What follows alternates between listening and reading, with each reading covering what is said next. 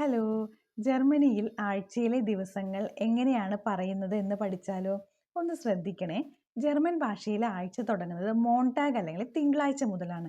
നമ്മുടെ നാട്ടിലും നമ്മുടെ കലണ്ടറിലൊക്കെ സൺഡേ, മൺഡേ അങ്ങനെയാണ് ആഴ്ച തുടങ്ങുന്നുണ്ടെങ്കിലും ജർമ്മൻ ഭാഷയിലെ ആഴ്ച തുടങ്ങുന്നത് മോൺടാഗ് അല്ലെങ്കിൽ തിങ്കളാഴ്ച മുതലാണ്. അതുപോലെ ആഴ്ചയിലെ ദിവസങ്ങളെ ദി വോഹൻ ടാഗ് എന്നാണ് പറയുന്നത്. അപ്പോൾ നമുക്ക് എന്തൊക്കെയാണ് ഓരോ ആഴ്ചകളെന്ന് നോക്കിയാലോ? അപ്പം നമ്മൾ തിങ്കളാഴ്ചയെ മോൺടാഗ് എന്നാണ് പറയുന്നത്. ടാഗ് എന്നാൽ ദിവസം. അപ്പം മോൺടാഗ്, ഡീൻസ്ടാഗ്, മിറ്റ്വോക്ക്, ഡോണേഴ്സ്ടാഗ്, ഫ്രൈടാഗ്, സാംസ്ടാഗ്, സോൺടാഗ്.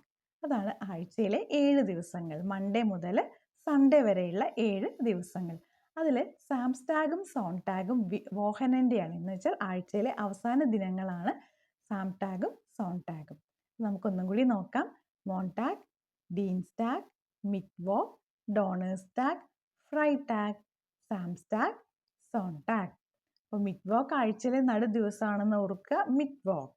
അതുപോലെ തുടങ്ങുന്നത് മോൺടാഗ്, അതുപോലെ വീക്കെൻഡുകൾ സാംസ്ടാഗും സോൺടാഗുകളുമാണ്.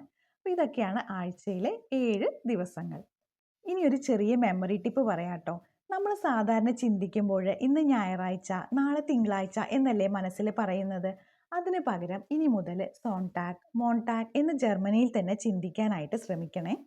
ഉദാഹരണത്തിന് ഇന്ന് ഞായറാഴ്ചയാണെങ്കിൽ ഹോയ്റ്റെ ഈസ്റ്റ് സോൺടാഗ്, നാളെ തിങ്കളാഴ്ചയാണെങ്കിൽ മോർഗൻ ഈസ്റ്റ് മോൺടാഗ്.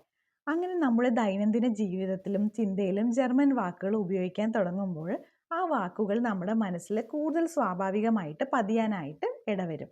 അങ്ങനെ ദിവസങ്ങളുടെ പേരുകൾ മാത്രമല്ല, പതിയെ പതിയെ നമുക്ക് ജർമ്മൻ വേർഡ്സും എളുപ്പത്തിൽ ഓർത്തെടുക്കാനായിട്ട് നമുക്ക് സാധിക്കും കേട്ടോ. അപ്പോൾ ഇനി മൺഡേ എന്ന് ചിന്തിക്കാതെ മോൺടാഗ് എന്നും സൺഡേ എന്ന് ചിന്തിക്കാതെ സോൺടാഗ് എന്നും ചിന്തിച്ചു തുടങ്ങാം. അപ്പോൾ ഡോച്ച് ഡെങ്കൻ ഡോച്ച് ലേണൻ. നമ്മൾ ജർമ്മൻ ആലോചിക്കുകയോ അല്ലെങ്കിൽ ചിന്തിക്കുകയോ ചെയ്താൽ നമുക്ക് ജർമ്മൻ എന്താണെങ്കിലും പഠിക്കാനായിട്ടും സാധിക്കും. ഇത്തരം എളുപ്പമുള്ള ജർമ്മൻ ലേണിംഗ് ടിപ്സിനായിട്ട് ചാനൽ സബ്സ്ക്രൈബ് ചെയ്യാൻ മറക്കല്ലേ. Thank you so much for watching.